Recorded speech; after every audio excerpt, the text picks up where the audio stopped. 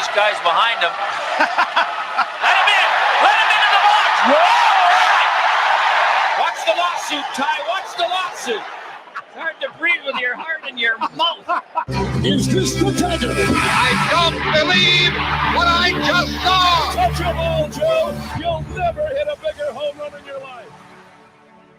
I will never forget watching that game on TV and thinking, what just happened? I thought it was like a WWF wrestling match or something like that. You never anticipate a fan breaking into the penalty box and getting filled. Ty Domi was as tough as they come. He'd fight anybody, anywhere, any place, anytime.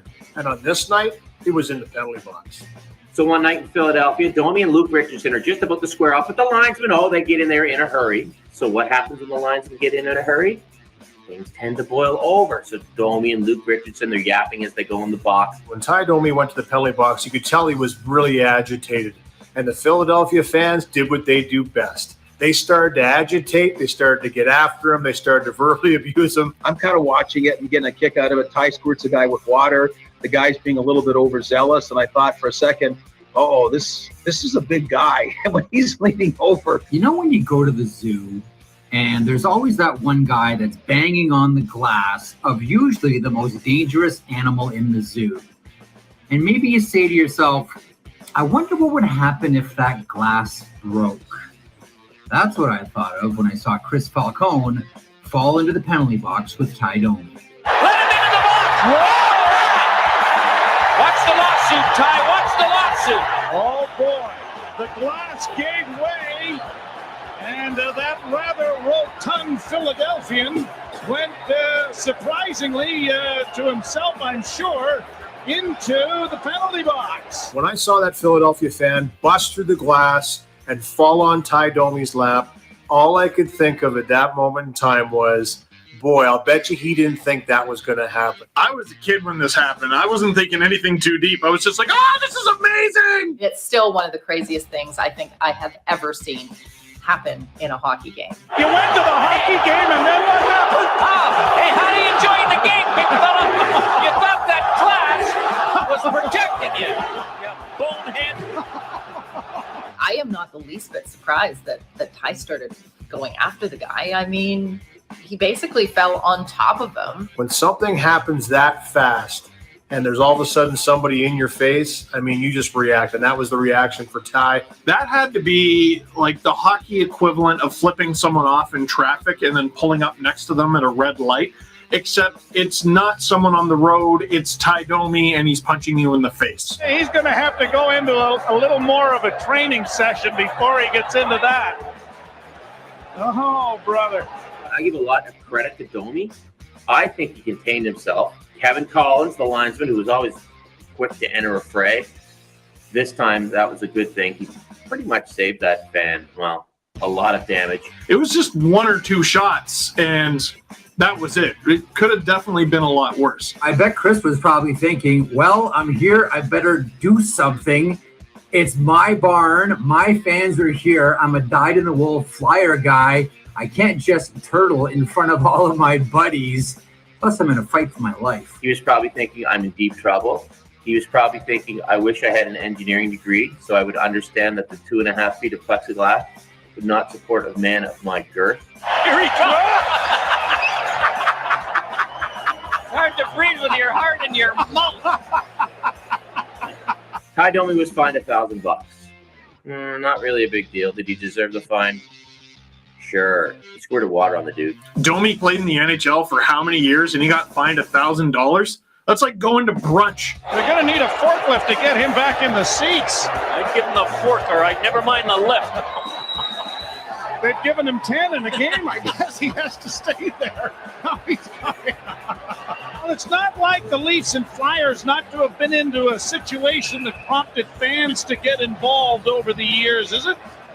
If you had asked me, is there one place that this could happen, that a fan could fall into a penalty box against a Leaf player, someone especially like Ty Domi, my first three guesses would be Philadelphia, Philadelphia, Philadelphia. It is somehow appropriate that this incident happened in Philadelphia, a place whose sports fans are known for their passion, I guess we could say. I mean, let's not forget, this is the place that once booed Santa Claus. In the realm of sports, there exists a breed of fervent devotees who take their passion for their teams to extraordinary heights.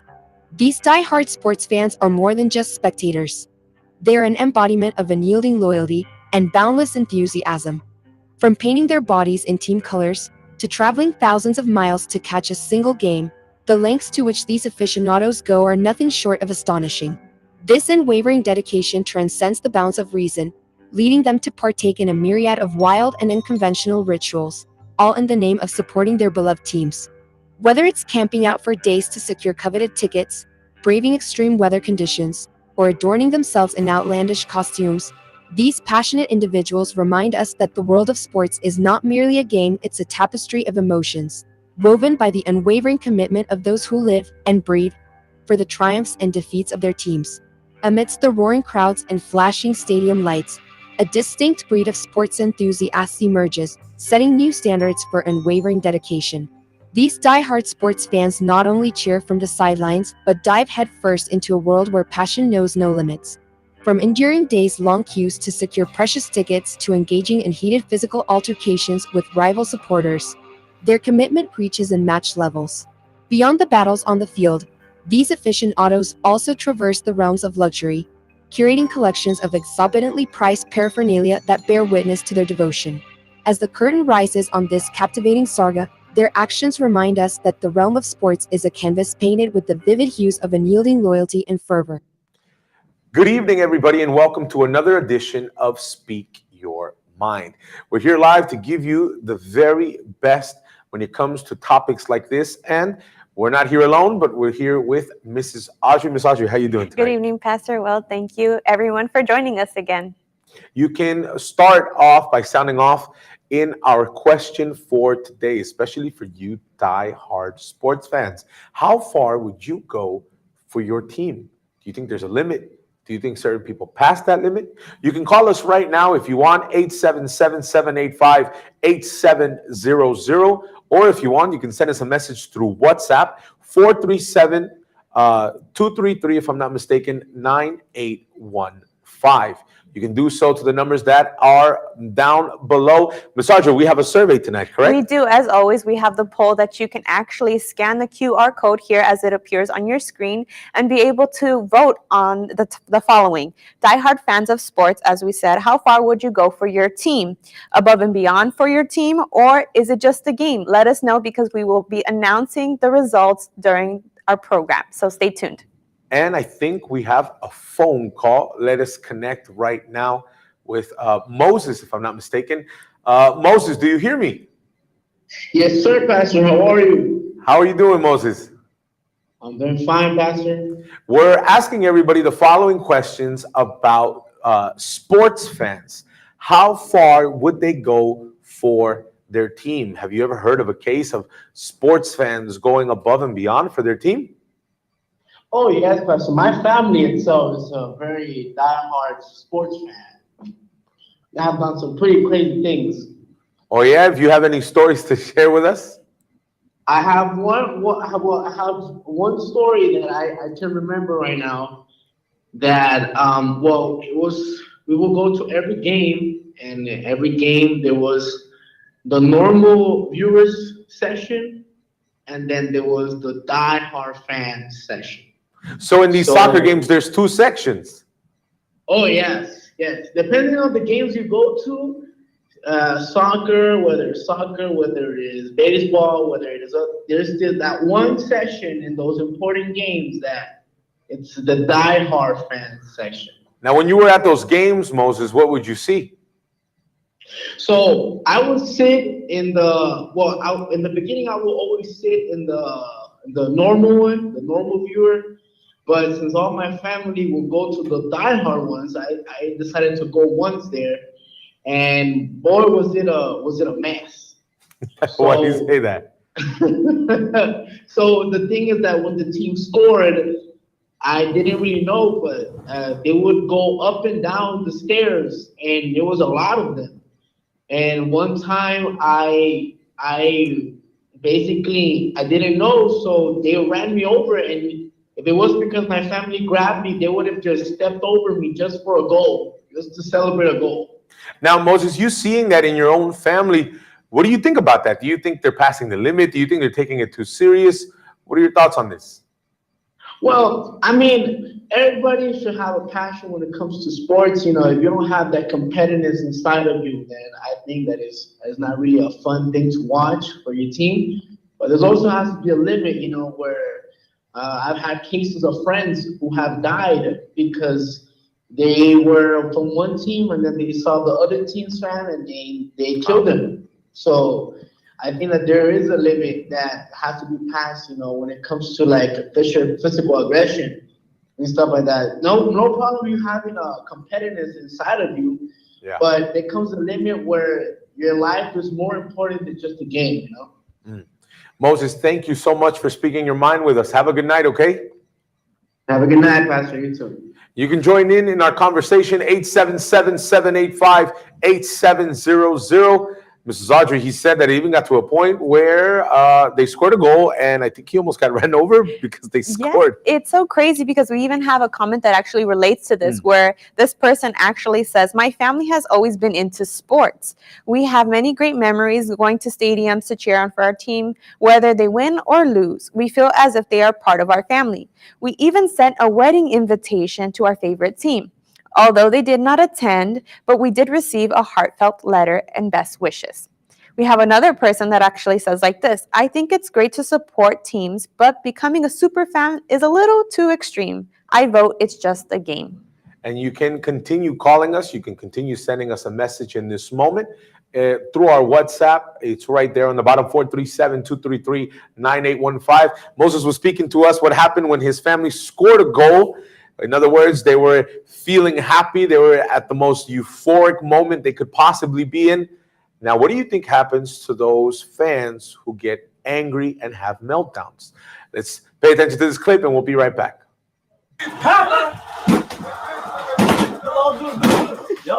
Oğlum elektrik var. Duman çıkıyor. Çıkartın. I'm not gonna lie, I've always wanted to break a TV like that. I always have. I've never done it, but I've always wanted to. I told you guys.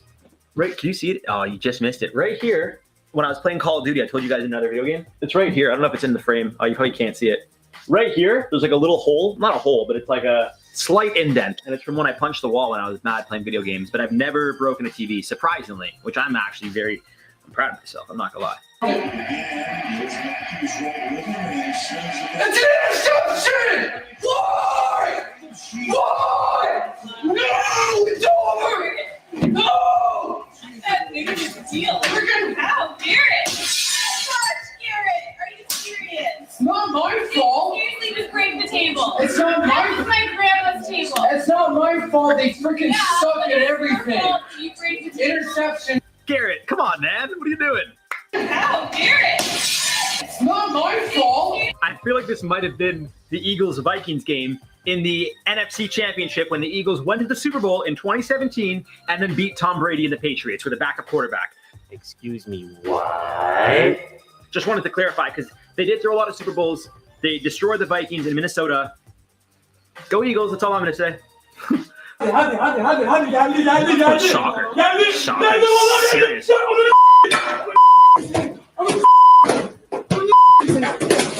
What's the matter with this guy? What's the matter with you?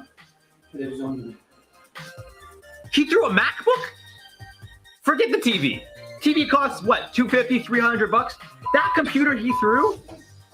That's like $2,000. You could buy 10 of those TVs with one computer. And he's throwing all of it. What is going on here, man? Get on with the win the game. Touchdown. What the hell? Touchdown. Dude, chill out! No way.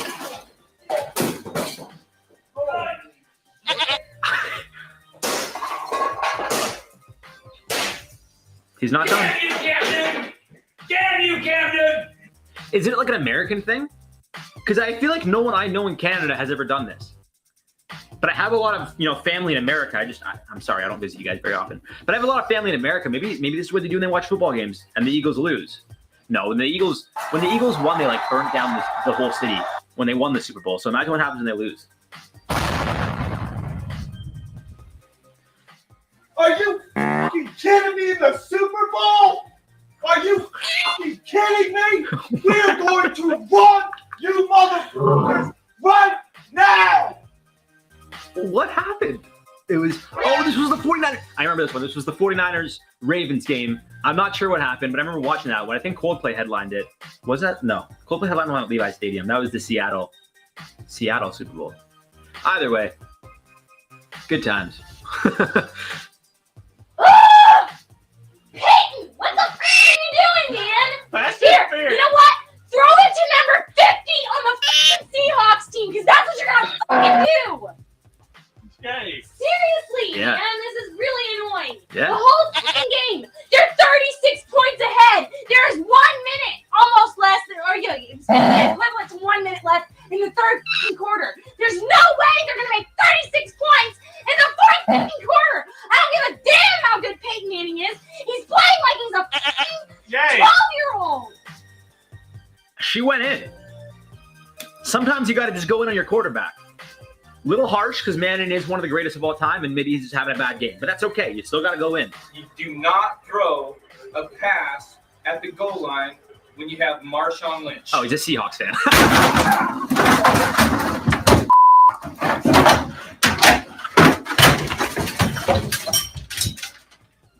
That's the game. Some fans go really, really hard for their teams. We have a comment here. Well, more of a story, no? About certain sports fans. It goes like this. A soccer fan, Mauricio, it's no joke when he comes to having his favorite team from the Brazilian sports club in Rio de Janeiro called Flamengos. So he wanted to show his support to the extent that he got a tattoo covering 40% of his body. He has a full-size jersey tattooed across the front and back up of his upper body to resemble the red and black stripes of his favorite team's uniform. Ms. Audrey, do you have any comments? We do, Pastor. Someone that even says like this, my brother is a diehard fan. I have seen him throw a tantrum when it comes to his team losing. It's funny and amusing to me. I just tell him, relax, it's just a game, bro. And we have someone else that also says like this, there are some diehard fans who do anything for their team. I think it isn't a problem. However, I do think there should be a limit. Some people get a little carried away. Pastor, I'd also like to remind our viewers that we have our Telegram poll that they can go ahead and scan the QR code to go ahead and tell us their opinion, can vote on the subject of how far would you go for your team, and is there a limit above and beyond for your team, or is it just a game to you? Let us know what you think, and we'll tell the results during our show. And I think we have another caller. Let's see if we can connect him now. If I'm not mistaken, I think his name is Edgar. Edgar, do you hear me? Yes, I do. How you doing, Edgar? Good evening. I'm doing great, and you, sir? Good. Edgar, we're asking everybody the following question about sports teams. Now, I'm pretty sure that you are a sports fanatic, but do you think there are any cases of people who ever get carried away? Do you think there's a limit, or how far do you think people go for their teams? Well, honestly, I feel like most of the time it's not just about a team, it's about a player. For example, I remember for this past World Cup, everyone was going crazy over Cristiano Ronaldo losing to Morocco, and then a little girl she said, "Oh, poor Ronaldo," and started crying, and a lot of people were bashing the little girl over Cristiano Ronaldo. I was like, he's a great player, but they were bashing the little girl over just a comment that she said, and the little girl was 9 years old. Like the whole world was going crazy all over Twitter, Instagram. It was just a funny thing. You have people, Edgar, who, for example, I read a case of Mauricio. He tattooed his soccer team to his body. 40% of his body now is a tattooed uniform. What do you think about that? What's your mind on that? People who go super hard for their sports teams. I don't know. I feel like that sounds a little crazy. Like your whole body just for a team. I mean, to me, just buying a shirt or buying a flag of the team and hanging it on your wall is good enough. Or even in your car, you can the flag in your car is good enough, but a tattoo is kind of crazy. Now, are you a sports fan, Edgar? Yes, I am. Which sport is the one that you're attracted to the most? The most will have to be soccer. And your go-to team? Real Any Madrid. league, international, which one? Real Madrid. Real Madrid. How far would you go for that team? Oh, I'll say pretty far, but not super beyond. Okay, I got it now. So you think people should have a balance? You think, it's really not that serious? Just get a jersey, hang up your flag, and that's it? I think that's perfect. Or like you can even like wear the flag when you play a game, like when it's game day for them. But after that, I don't think you should get a whole tattoo to cover your whole body. 40% of your body's crazy, in my opinion. Would you ever think about getting Real Madrid tattooed on your body? No. Edgar, thank you so much for speaking your mind with us. Have a good night, okay? Thank you. You too. 785. You can call us right now. If I'm not mistaken, it's the number. Let's see if we put the number on the screen. Through WhatsApp, you can call us 437-233-9815 or 877-785-8700. All right, Ms. Archie, you have people. Edgar said he was not willing to tattoo his body. Do we have any more comments? We there? did someone that says like this, some super fans are just too much. It's all emotion. What about a player, a specific player that they like to watch on that team, but they change to a different team? What happens then? Do they still vote for that team? Comes into question, right? Does that depend on a specific player or is it the team in general? Another person also says like this, I believe there is a different type of fans according to the sports they root for and where they come from. For example, back home, many people are known to love the sports of soccer. The soccer team that they have, they love it, and it's passed on from generation to generation. It's a sense of pride and representation for our country and culture. And you can keep sending us your message. At the end, we're going to be reading the results of our poll tonight. And we want to go to the streets now. We want to see what people in the heart of Toronto said about this topic. I want you to pay attention, and we'll be right back.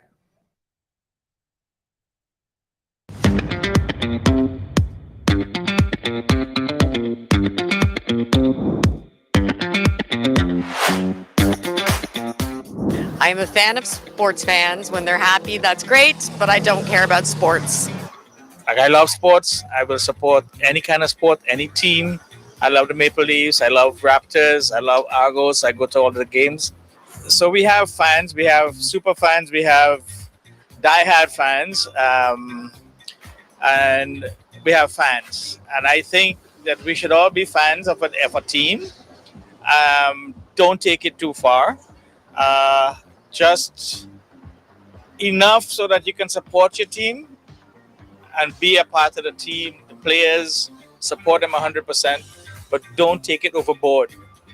There's a line to draw. And to me, if you stay over this line and be a really good fan, a great fan, everybody loves you.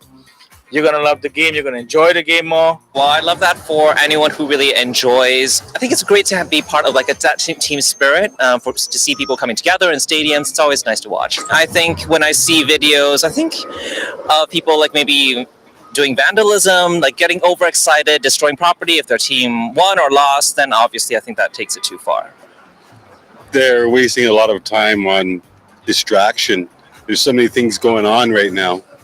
I used to be a sports fan, but I don't really have much time for it now. I'm trying to keep up on things. As far as fanatics go, yes. Most of my friends are sports fanatics, yeah. They get emotional when when they lose, yeah. I defend my team, but I don't try to put too much of an emotional mindset into it, because when you put too much emotion into stuff like that, then you lose. Your emotion get away, then you do stupid, depends. So yeah, I love sports, but I don't try to go. I try to further my mind into more lucrative ventures, When it comes to NFL, I look for the Patriots. I'm a Tom Brady fan. I think it affects them because I think their team represents like where they're from, like maybe their nationality, and so it's almost like.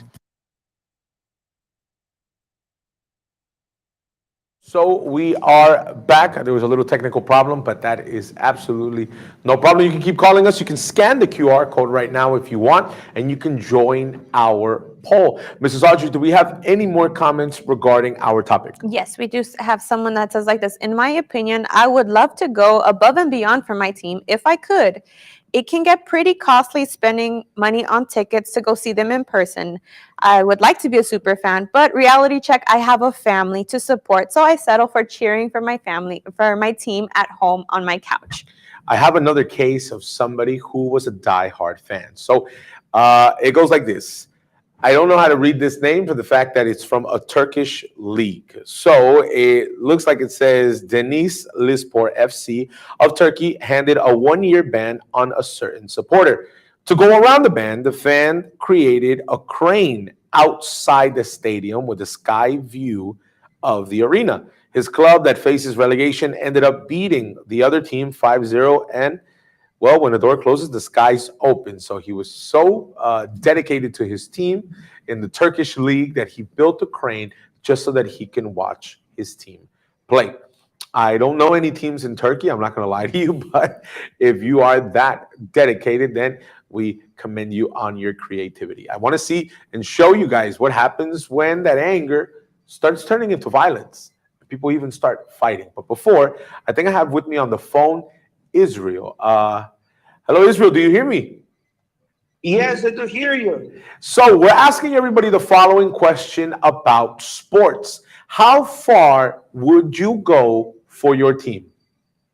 Well, I have done some things already. Everything that like they have like supporting them by far, having like a monthly support, going in every single game that they played at home. I've done some like waking up when I moved away from my country, waking up 5 a.m. Sunday just to watch a game. And, when my team loses, sometimes I just don't, I can't even sleep properly because I get very upset. So I have done some things already. Now, Israel, what do you say then to those people who say, why do you take it so serious? It's just a game. And it's a game that doesn't even include you. Yeah, but like when I'm when I'm there in the stadium as a fan, chanting, singing, supporting the team, it feels like we are part of it. When we, when we are supporting them by far with buying the jerseys, buying the whatever they do, we're helping them building, a structure to win the leagues, to win the championship. So it's something that since I was a kid, I learned, and it's part of my life. Now, if you don't mind me asking, I asked the last person, Edgar, what his favorite team was. What's your favorite team? It's Flamengo from Brazil. Flamengo. I read a case about a certain person who tattooed his body Flamengo's jersey. Yeah, I know that guy. I have seen him. I met him in the stadium. Yeah. It's real. So you can tell us that this is real. You've seen this gentleman. Yeah. It's real.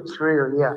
He tattooed it. When he takes his shirt off, it seems like he's wearing the jersey, because it's real. Israel, how far would you go for your team? Are you willing to get a tattoo also? No. That I wouldn't do a tattoo, but basically everything else. Everything else, not a tattoo. Got it. Israel, thank you so much for speaking your mind with us. Have a good night. Have a good night.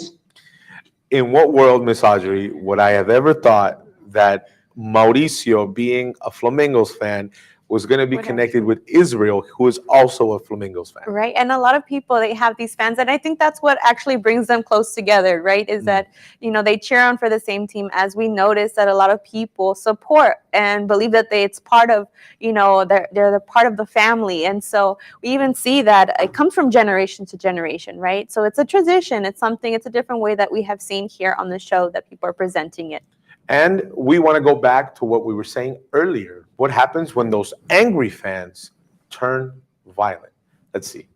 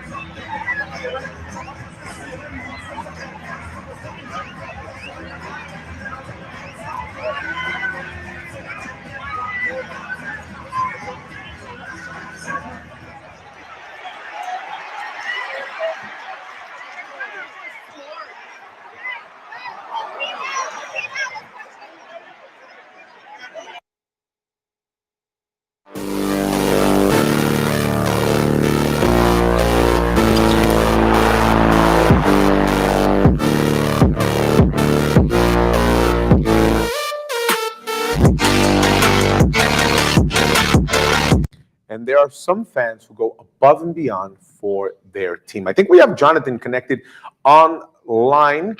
Jonathan, do you hear me? Yes. What's up, Pastor? How you doing, Jonathan? Good evening. Everything's good, Pastor. We're asking everybody the following question about fans in sports. How far are you willing to go for your team? Do you think sometimes people go way too hard for their sports teams? Oh, for sure, Pastor. There's a bunch of people that will do crazy stuff. Like from the past World Cup, I remember someone sold their house just to get tickets just for the stage rounds. And just to see the team lose in the stage round and just to go home is just crazy. Do you know what team it was that lost? I think it was Brazil. No, I think it was Brazil that they didn't pass the stage round. Now, I ask you, Jonathan, are you a sports fan? Of course, Pastor. I'm probably like the biggest sports fan out here. If it's basketball, soccer, what's your favorite? What's your sport and what's your team? Well, my main sport is basketball, and my favorite team is the Knicks. The Knicks from New York. Yeah. And how far are you willing to go to see them win, to see them go forward? I mean, everyone has their limits, Pastor, but the suffering that New York fans have seen the Knicks fail year after year after year, I mean, there's limits, but it would be nice to see them win, you know, at least a chip in the next couple years. I understand. Jonathan, thank you so much for speaking your mind with us, okay? All right, thanks, Pastor. Have a good one. Have a good night. I have more people here who are sending us comments of Chrisania. She goes like this: I think it's okay to do big things for a team you support. Nothing is wrong with that, especially with sports like soccer, where it's a matter of pride for your country. And in the World Cup, just like anything else in the world, though, you have to be careful because you can become addicted to anything to a point where you treat it as an idol. And, well, that's the problem. Ms. Audrey, do we have anything there? We have, one more comment that actually says like this: I'm not a fan of a specific team. However, I think it's great for people to support their players and the team. Everyone should have something they can relate to, and sports can be a great example to follow of dedication and hard work. Pastor, I'd also like to conclude the poll that we have, where it reads like this: the following is 28% say above and beyond for their team, and others 72% that say it's just a game. So there we have it, the final results for tonight. I think Israel is somebody who voted for above and beyond for my team. And I have another comment from Gabriel. He said the person likes the sport and cheers for it. I don't see the problem. But when it crosses the limit, that is, it starts to be aggressive, starts to exaggerate, or even in attitude. Because of that, for me, it's not cool. And then he hashtags Corinthians. So if I'm not mistaken, I think that is a team in the Brazilian soccer league, Corinthians, if I'm not mistaken. And I think we have another phone call. Let's see if we can connect. I don't know if we do. If we don't, then it's fine. But we want you to keep calling us, to keep sending us your opinions, 877-785-8700. I think we have Chris connected. Chris, can you hear me? Yes, I can hear you. How you doing, Chris? I'm doing good. How are you? Good, good. Chris, we're asking everybody the following question about their sports team. How far are they willing to go, whether it be sports, whether it be another type of sport? Do you think certain people go above and beyond for their sports team? Do you think that's a problem? You think there should be a limit? Well, me personally, I'm a fan myself to sports that I like. I like soccer and I like MMA. Personally, I don't think that sports fans go too far. I mean, there's something they're passionate about, something that they love to do, something that they, drives them. And besides work and, if they have some sort of like Christian beliefs or anything, I mean, I'm sure there's something that they're passionate about, and whatever like leads them to become fans or dedicated to watching and following and whatever they do. I mean, I support that 100% because I myself am a fan. Chris, there was a gentleman who said the following, that he wasn't crazy enough to get a tattoo, but he was willing to do anything else but get a tattoo for his team. I think I agree with him too. I'm not down to get a tattoo for a team and anything, but that's just because of my beliefs. But other than that, I mean, if I was pretty crazy, I think I probably would too, actually. So I don't know. Now, in terms of soccer, what was your favorite team, league? So in terms of soccer, I watch European soccer. I love European soccer, inclusive. We don't even call it soccer; we call it football. And in my personal opinion, I like the Premier League. I like Manchester United. That's my team. I grew up watching them when I would watch Cristiano Ronaldo, Wayne Rooney, Ruud van Nistelrooy, the real legends of Man United. That's when I fell in love with that team. And in terms of MMA, because I heard you spoke about MMA. Okay, when it comes to MMA, I'm gonna just start ranting, so I'm not even gonna get into it. I like. I'll name you three of my favorite fighters. I like John Jones. John Jones to me is the greatest MMA fighter of all time. He's very dynamic. He knows how to fight in every single possible martial arts. When it comes to jiu-jitsu, striking, boxing, anything, he could do it. I also like Robert Whittaker. I like Max Holloway. These are some of my favorite fighters that I enjoy watching, and I watch them every single Saturday. I've never missed a fight night, and I will never miss a pay-per-view. All right. Thank you so much, Chris, for speaking your mind with us. Thank you for letting us know your favorite MMA fighters. We wish them all the best luck and that you don't get too crazy. For sure. Have a good one. In terms of you liking your sports, we're not saying that you liking your team, you liking somebody in specific is a problem, because sometimes there are good things.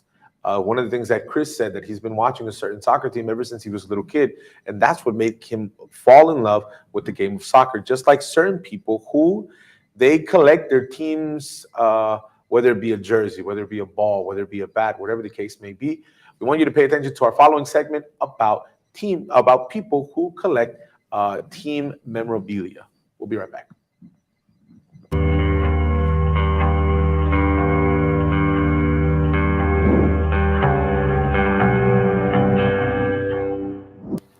Hey, Chris, you are absolutely right. And what started as a fun catchphrase, it was always the Jags, has kind of turned into the driving force behind the team's miraculous run to the AFC divisional round. And of course, the man that has been behind the phrase, Jaguar safety Andrew Wingard, he's become sort of this superhero among the fan base, but more so to one local Jags superfan in Jacksonville.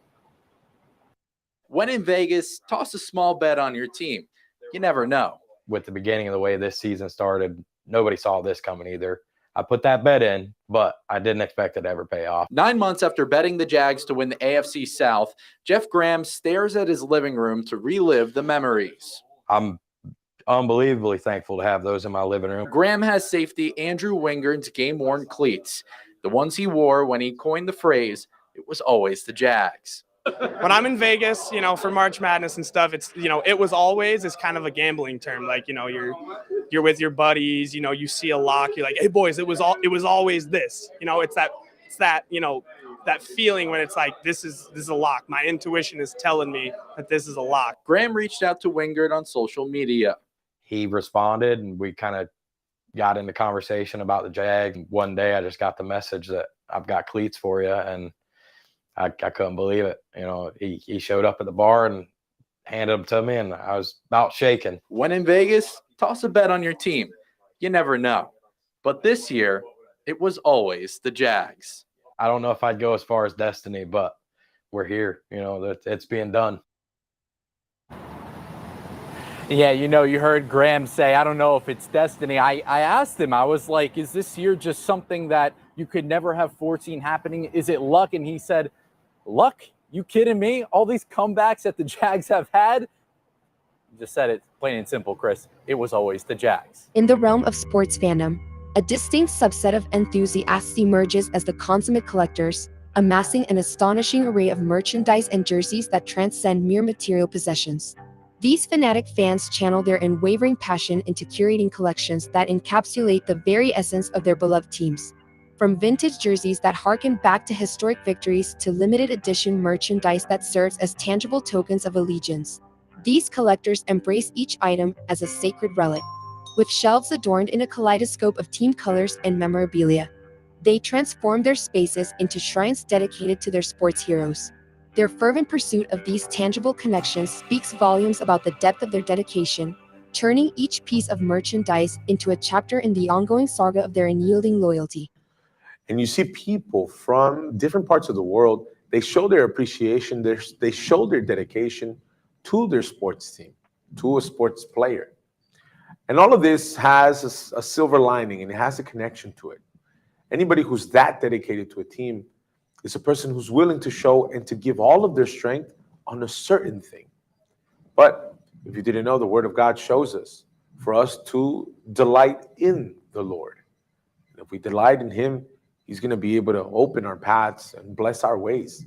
And you know how many people, they delight in their sports teams, yet in their ways, they're not happy? They're people who invest so much, yet they're not able to go forward in their lives.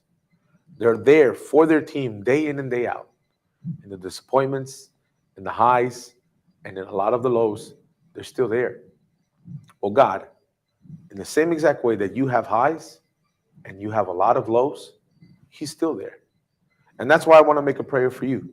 For you who watch us right now in this moment, and you say, Pastor, right now I'm at my lowest. Right now I feel lost, I feel abandoned, and I feel lonely. I don't know where else to go. I don't know what else to do. Well, this program doesn't come to you as a coincidence, nor luck, but it's the power of God that wants to work inside of you. I want to show you this next story. When we come back, we're going to be praying in favor of all of you. I ask that you prepare a cup of water so that when we return, we make this prayer. Pay attention to the story. We'll be right back. You've tried nearly everything. Now is the time to see how strong prayers work.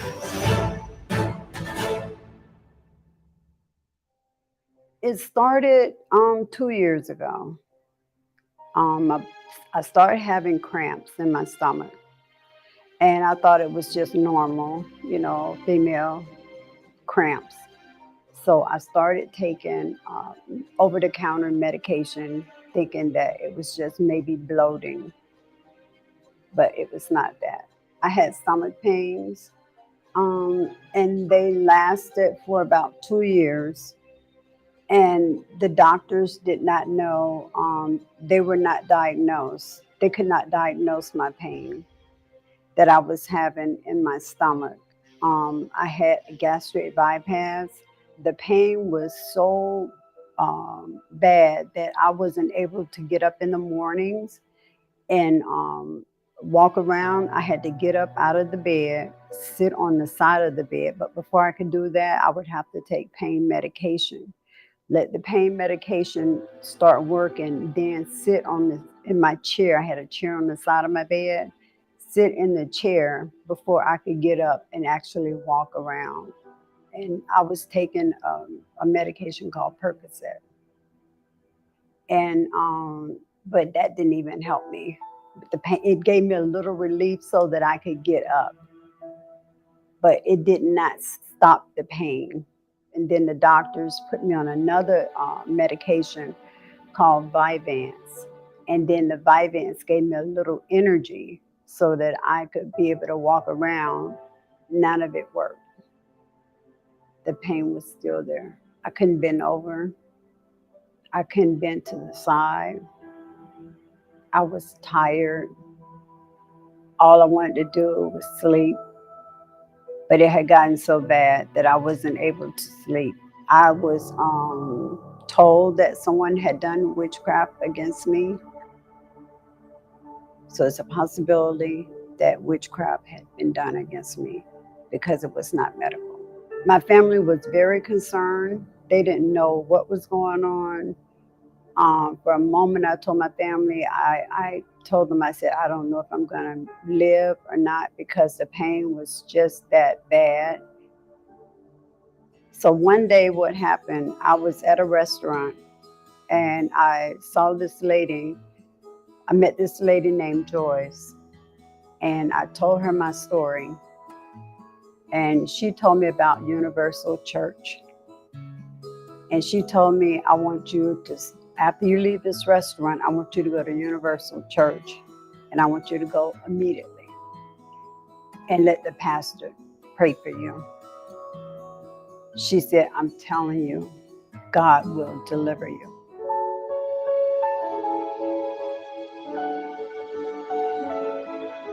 I immediately went to the church. I talked to the pastor. I told him my problem. The pastor prayed for me. I started drinking the water 3 times a day, every day. And I was drinking it for a few months, not long. But then on a Friday night, the pastor prayed for me. He laid hands on me, and God delivered me immediately. Immediately. I didn't have any more pain. From when God delivered me that night, I was able to bend down, touch my toes. I could turn sideways. I could almost do a flip. I had been delivered and healed from one prayer at the Universal Church.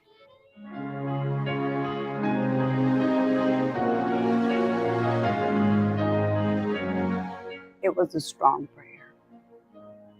And the pastor did not know of my concern. He prayed for me, and God delivered me. And I would advise anyone on Friday nights at the Universal Church, it's Deliverance Night.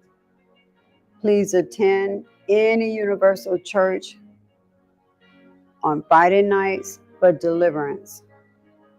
For strong prayers, God will deliver. Strong prayers work. Darlene's life was able to change, and so can yours. And that's why we invite you for this prayer right now, but also for this Sunday. This Sunday at 10 o'clock in the morning in our gathering of faith and miracles. We're located at 2420 Dufferin Street. We're on the corner of Bowie Avenue and Dufferin. You can take the 29 bus or the 929 bus. That's how our temple is looking. Sunday, 10 o'clock in the morning in our special gathering of faith and miracles. I have the cup of water with me now. We're going to take a small pause, and when we come back, we're going to be praying in favor of all of you.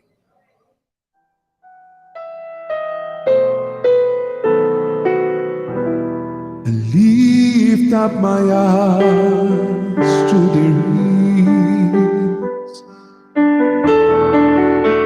From where does my help come? My help comes from my Lord, who made heaven and earth. He won't let my foot be moved. He who keeps me is the Lord, the one who keeps Israel. Will neither slumber nor sleep.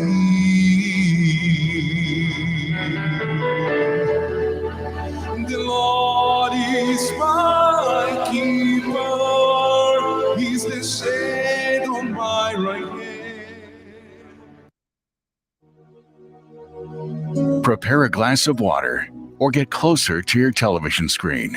At this moment, we will have a special prayer to your name.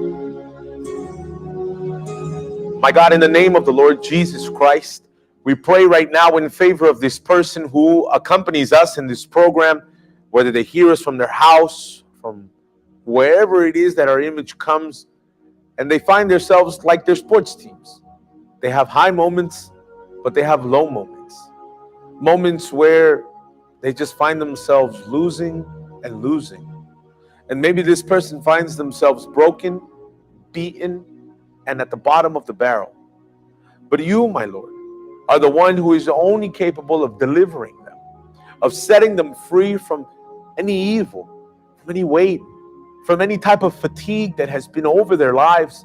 And that's why we pray for this person who probably today they received the news that they're sick. They received news that they have an incurable disease. They received the news that there's no solution.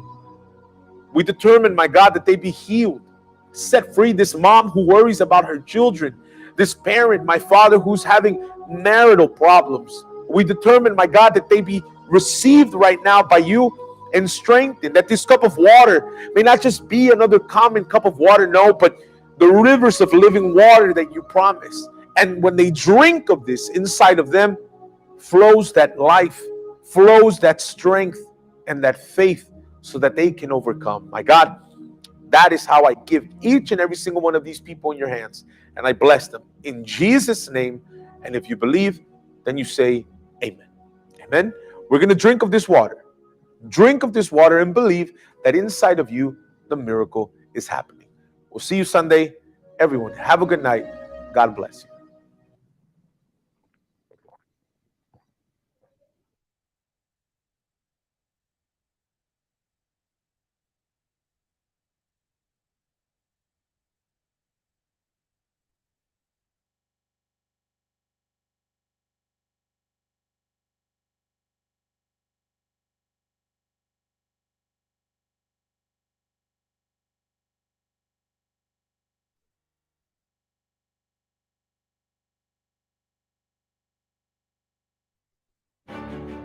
Join thousands of people every Sunday at 10 a.m.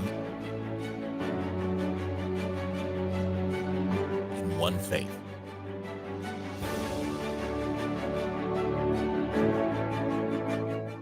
Based on this word, again, I say to you that if two of you agree on earth concerning anything that they ask, it will be done for them by my Father in heaven. Matthew 18:19. Receive the 7 prayers.